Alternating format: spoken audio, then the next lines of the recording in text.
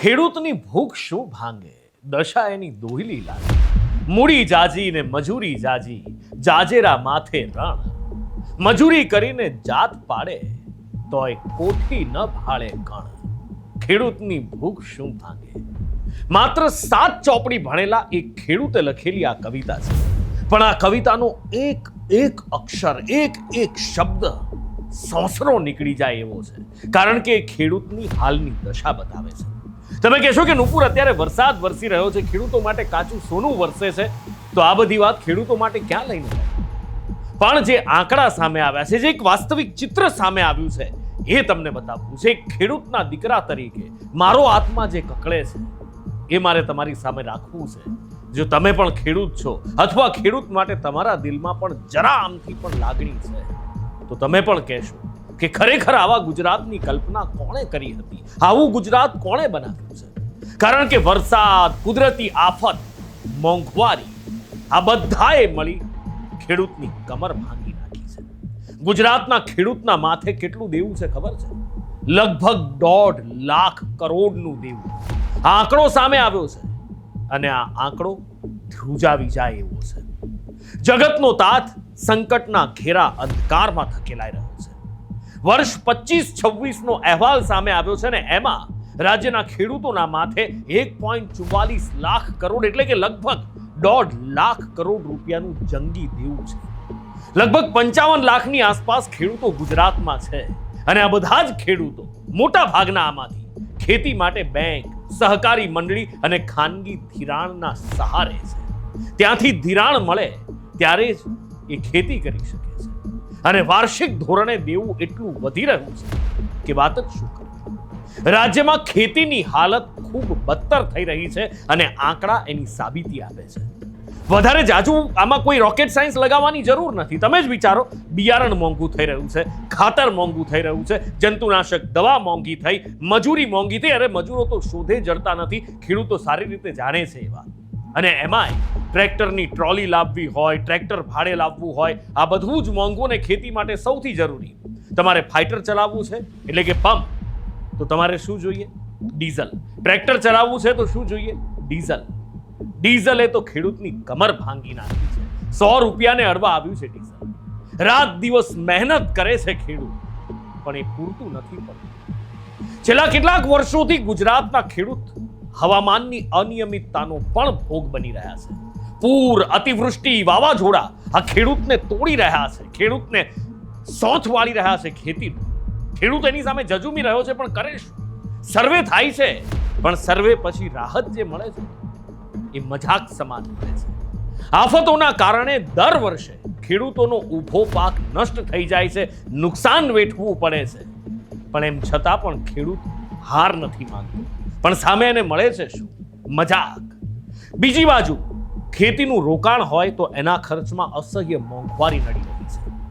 જે 55 લાખ કરતા વધારે ખેડૂતોની આપણે વાત કરીને, એમાં 22 થી 25 લાખ ખેડૂતો એવા છે કે જે સીમાંત છે, એટલે કે 1 હેક્ટરથી ઓછી જમીન એમની પાસે ખેતી માટે છે.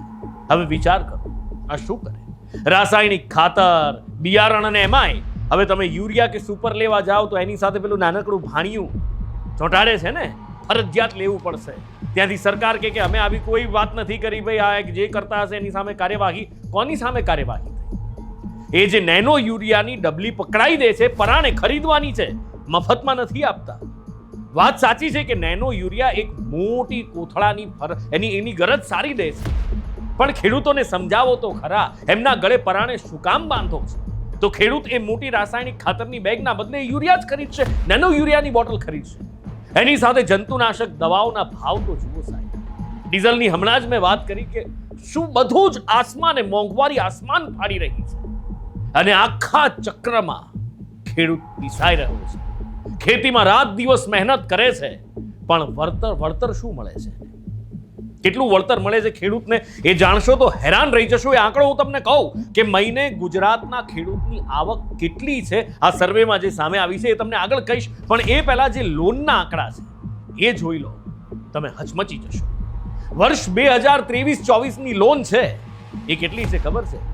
1,41,191 કરોડ. વર્ષ 2024-25માં આ આંકડો વધ્યો અને 1,43,000 93,955 કરોડે પહોંચ્યો છે.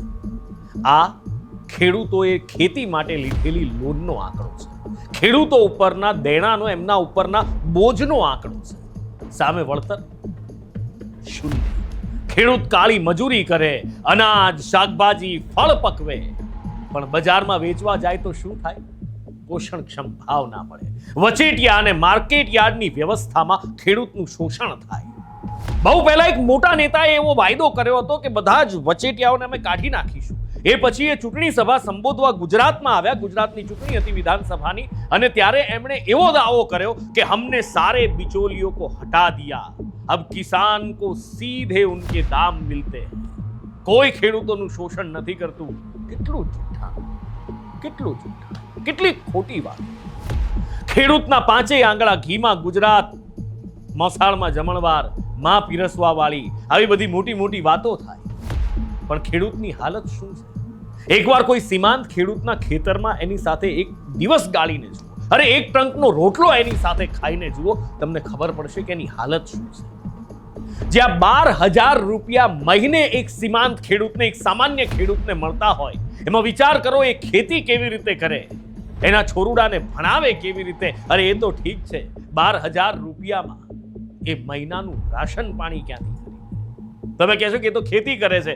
ખેડૂત બધા પાક નથી લેતો ભાઈ. એક ખેડૂત હોય તો એ ઘઉંની સિઝન કરી તો ઘઉં લેવાનો છે. કદાચ શેડે થોડા શાકભાજી ઉગાડશે, પણ મરી મસાલા, દાળ, કઠોળ આ બધું એ ક્યાંથી લાવશે? ખાલી રોટલી પર તો જીવન નથી જીવાતું ને. અને રોટલી પર જીવન જીવાતું હોય તો એ લોટ દળાવવાના હોય, દૂધની જરૂર પડે, ઘરે દૂધણા ન હોય તો એ શું કરે? ક્યાં જાય? કુદરતી આપત્તિ એને મારે, સરકારી નીતિ એને મારે, ખેડૂત જાય ક્યાં? પાક વીમા યોજના બંધ કરી દીધી.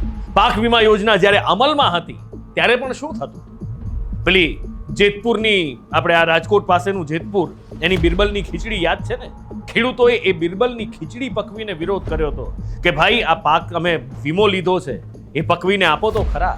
વીમા કંપનીઓને ફાયદા કરાવી દેવાના અને ખેડૂતોના શોષણ કરવાના. અને આખરે જ્યારે ન્યાયની માંગણી થઈ તો યોજના જ બંધ કરી દીધી. આ ખેડૂતલક્ષી નીતિ છે, અને આના પરિણામે ખેડૂતોને પાક રક્ષણ જ નથી.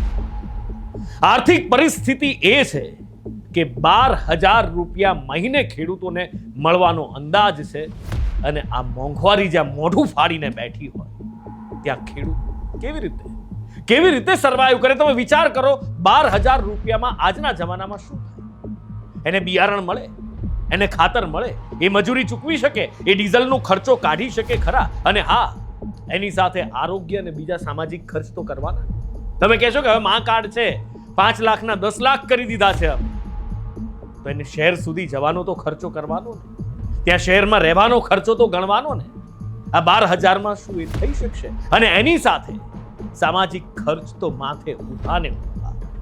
જન્મ, મૃત્યુ, લગ્ન, આ તે, એ બધામાં ક્યાં જાય? શું કરે? અને આ જ કારણ છે કે ખેડૂત વ્યાજના વિષ ચક્રમાં ખૂંપતો જઈ રહ્યો છે. આ દલદલને કાઢવો જરૂરી બન્યો છે, પણ કોણ કરશે? દેવાના ચક્રવ્યૂહમાં ખેડૂતને ધકેલી દેવામાં આવે છે, અને આ ગંભીર વાસ્તવિકતા છે. સરકારની કૃષિ કલ્યાણ યોજનાઓ અને નીતિઓ સામે આ બધું જ સવાલો ઊભા કરે છે. ખેડૂત માટે પૂછે છે કે ખેડૂતનો હામી કોણ, ખેડૂતનો બેલી કોણ? અને છેલ્લે ખેડૂતની ખુમારીની વાત કરવી છે. આટલું બધું વેઠવા છતાં પણ આપણા ગુજરાતનો, મારા ગુજરાતનો મારો ખેડૂત શું કે ખબર છે? રાખમાંથી રોજ બેઠો થાવ એવી જાત છું. રાખમાંથી રોજ બેઠો થાવ એવી જાત છું. સાવ મામૂલી ના ગણશો, હું જગતનો તાત છું. ભૂખ ને ભૂંડી તરસમાં તો ખપાવી જિંદગી, ભૂખ અને ભૂંડી તરસમાં તો ખપાવી જિંદગી, ધોમ ધકતા તાપમાં શીતળ રહું એ વાત છે. હું ખજાનો ખેતરે મારા સદાય છાંયડો, ગોદ ધરતીની મળે નિરાત તો રાત છું. વાદળ નીચે અદેખાય ને જામે માવઠું, હોઠ સુધી કોળિયો હોય ને ન મળે એ લાત છું. હોય છે આશ એ તાકી રહેતી આંખમાં, પણ નથી બજારે દામ આ મોલાતના, એનાથી હું જ્ઞાત છું. વારસાઈમાં બળદ બે એક કેવળ કોષ છે, પણ મહેનત જાનવર જેવડી હું નાત છું. નીત આમાં વાવણીનો જોગ હોવાનો નથી, કુદરતના આ લખેલા નિયમથી માત છું, પણ તોય જગતનો તાત છું. જગતના તાતને જગતનો તાત કહી દેવાથી એની સમસ્યાઓ દૂર નહીં થાય. એની મૂંઝવણ, એની વેદનાઓ સમજવી પડશે. ખરેખર એના માટે કરવું પડશે. કાગળ ઉપર લખી દેવાથી નહીં થાય. જો ખરેખર ગુજરાતના તાતને બચાવવો હોય તો કંઈક કરવું પડશે, નહીતર ખેતી ભાંગશે, ગામડાઓ ભાંગશે. ખાઈશું શું?